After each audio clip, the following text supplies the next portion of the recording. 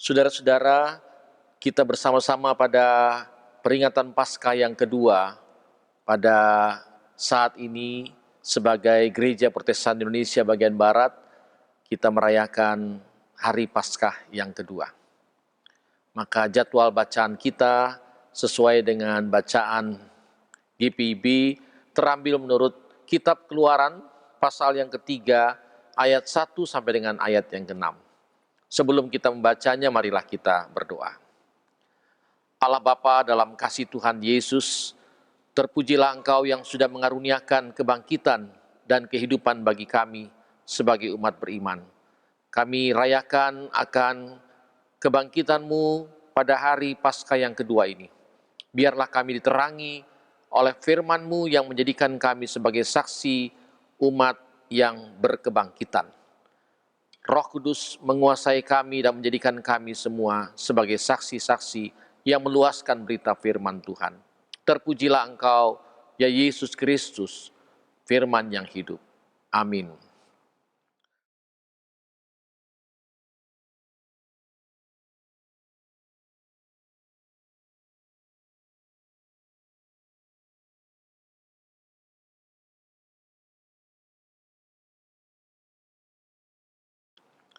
Saudara-saudara, bacaan kita berbunyi demikian, Keluaran pasal 3 pada ayat pertama sampai dengan ayat yang ke-6.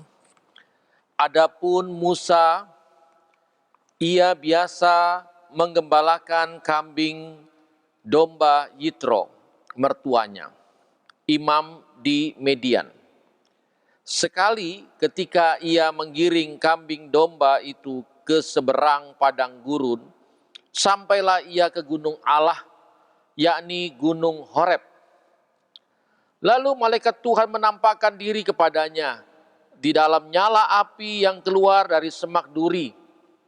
Lalu ia melihat dan tampaklah semak duri itu menyala tetapi tidak dimakan api.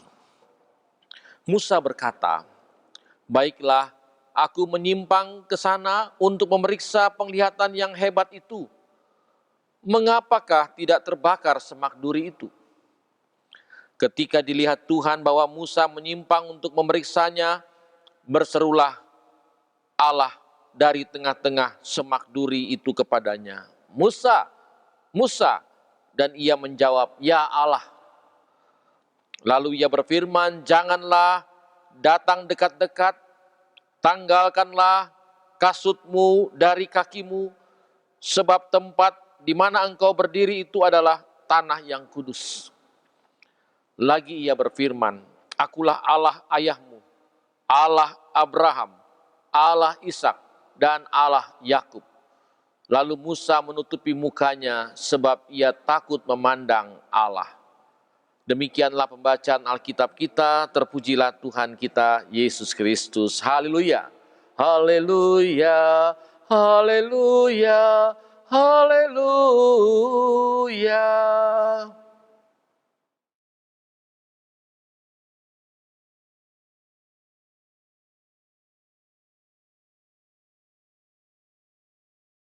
Saudara-saudaraku, selamat Paskah. Kita merayakan Paskah walaupun dengan segala keterbatasan atau hal yang tidak biasa di sepanjang hidup.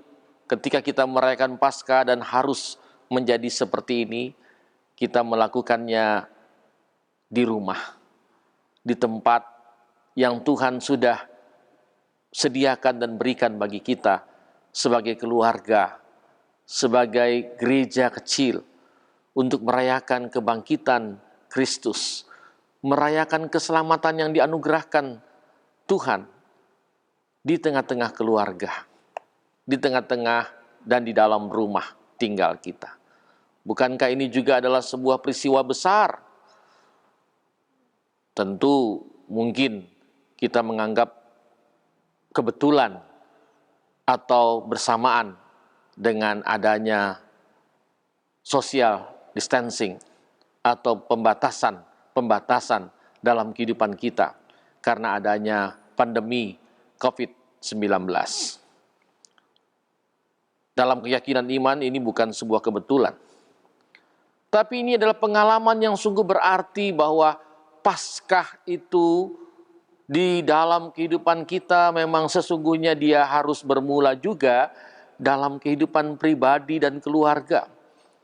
Bahwa peringatan perayaan keselamatan yang berasal dari Tuhan itu juga harus lebih utama juga berawal dari kehidupan kita sebagai gereja, yaitu orang-orang yang percaya yang ada dalam rumah yang ditetapkan oleh Allah. Saudara-saudara, Paskah kedua tentu bukan tradisi. Bahkan di seluruh kehidupan orang-orang percaya merayakan Paskah itu setiap hari Minggu. Karena latar belakang hari Minggu adalah merayakan kebangkitan Kristus.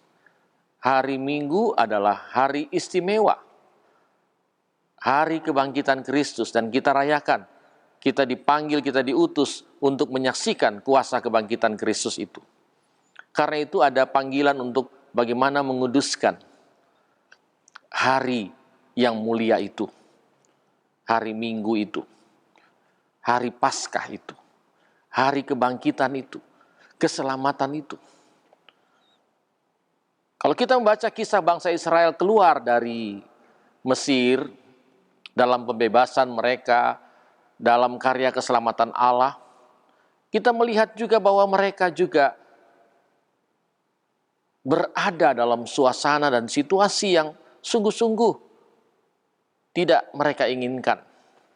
Mereka berpikir, apakah sesungguhnya keselamatan itu kalau keselamatan itu adalah berjumpa dengan keadaan-keadaan yang tidak disukai. Mereka berpikir lebih baik mereka tetap berada di Mesir, di masa lalu. Seolah-olah pada zaman itu, zaman yang menyenangkan. Ada istilah yang mungkin pernah dan juga sudah kita dengar. Piye kabare, penak zaman kuto, artinya orientasi ke belakang pada masa lalu itu dianggap menyenangkan. Karena apa? Karena urusannya adalah semua tergantung dari perut. Kalau kenyang, tidak haus, itulah kehidupan. Saudara-saudara, bacaan kita adalah bacaan yang mengisahkan bagaimana Musa hadir sebagai pelaku utama dalam karya penyelamatan bangsa Israel. Ia menghantarkan bangsa Israel.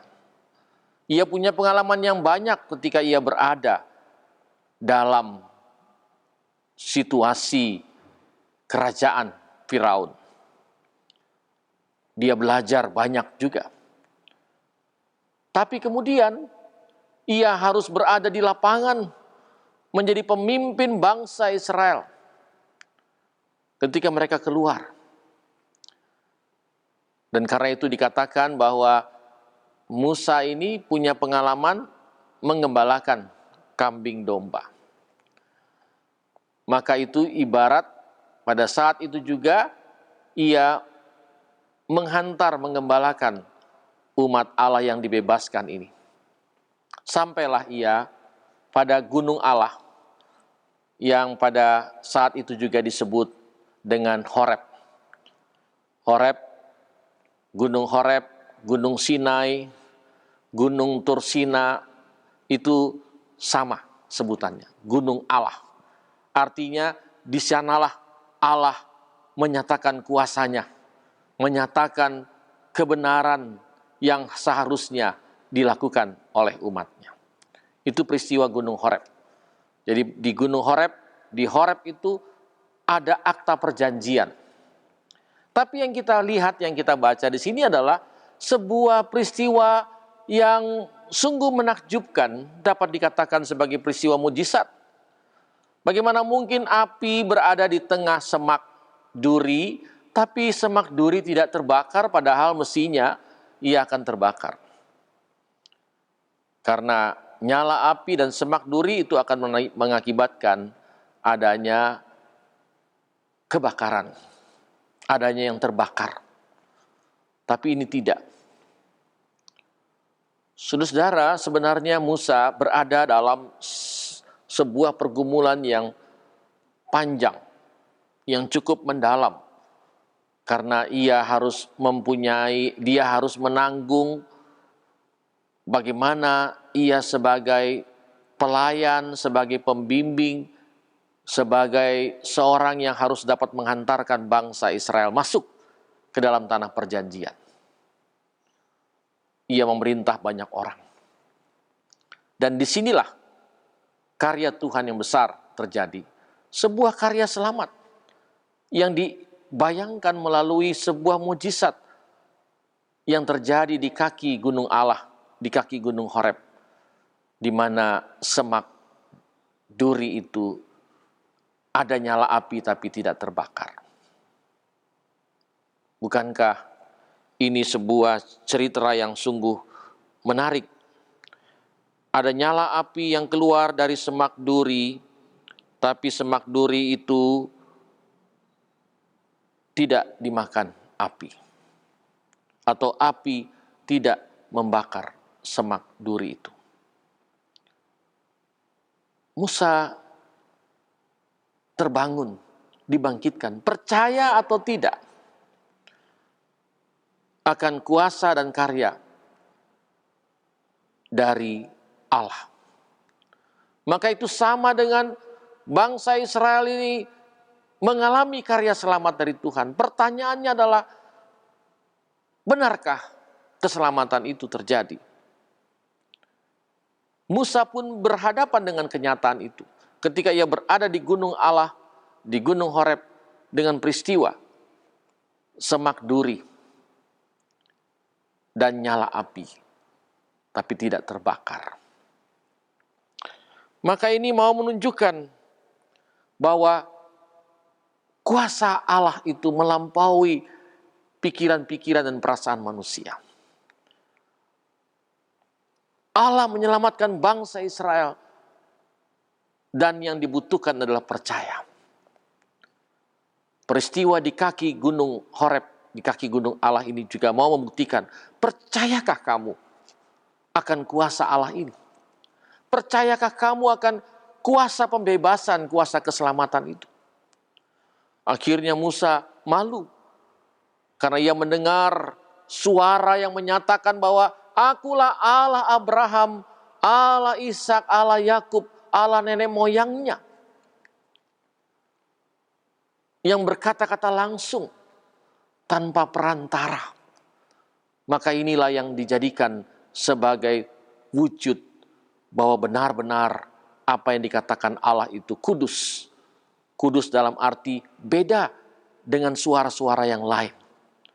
Apa yang dikatakan Allah itu adalah sungguh-sungguh kudus. Karena itu ia katakan, hai Musa, kamu berada di tempat yang kudus, maka kamu harus jaga kekudusan itu. Hai kamu semua orang yang mengalami kebangkitan Kristus, keselamatan dari Kristus, kamu berada di tempat di mana Allah sementara menyelamatkanmu. Jaga kekudusannya, pelihara apa yang sudah disuarakan, dinyatakan oleh Tuhan. Maka tugas kita semua ketika mengingat rayakan Paskah ini adalah jaga, pelihara keyakinan percaya kita. Mujizat itu tidak akan kita terima tanpa percaya. Mujizat itu berlaku dalam kehidupan ini karena Allah menghendaki dan kita percaya. Tapi jangan sampai kita selalu merindukan mujizat dalam kehidupan ini. Karena mujizat itu bukan karena apa kata pikiran dan perasaan kita. Dia bermula dari apa kata Allah. Bahwa peristiwa di Gunung Horeb, peristiwa di Gunung Allah pada saat itu adalah bukti nyata. Allah mau menyatakan kekudusan, kebenaran, kemahakuasaannya. Musa yang ragu menjadi percaya lebih sungguh. Karena itu Paskah sangat dekat dengan apa yang disebut dengan percaya. Berbahagialah orang yang percaya meskipun tidak melihat, kata Tuhan Yesus. Maka marilah kita jalani kehidupan masa depan kita. Masa depan kita bukanlah masa depan yang akan dihancurkan oleh COVID-19. Masa depan kita adalah masa depan yang berpengharapan. Walaupun COVID ada di hadapan kita, tapi kita menyaksikan kuasa Allah dapat melampaui dan mengatasi apapun kuasa-kuasa yang membahayakan dalam kehidupan ini. Kiranya Tuhan memberkati kita semua sebagai umat Tuhan yang berkebangkitan dan berpengharapan. Sekali lagi, selamat Paskah. Jangan ragu untuk situasi dan suasana ini, karena kebangkitan adalah menjadi milik kita. Kita jaga, kita kuduskan terus, kita saksikan terus. Bagi Tuhanlah kemuliaan selama-lamanya. Amin.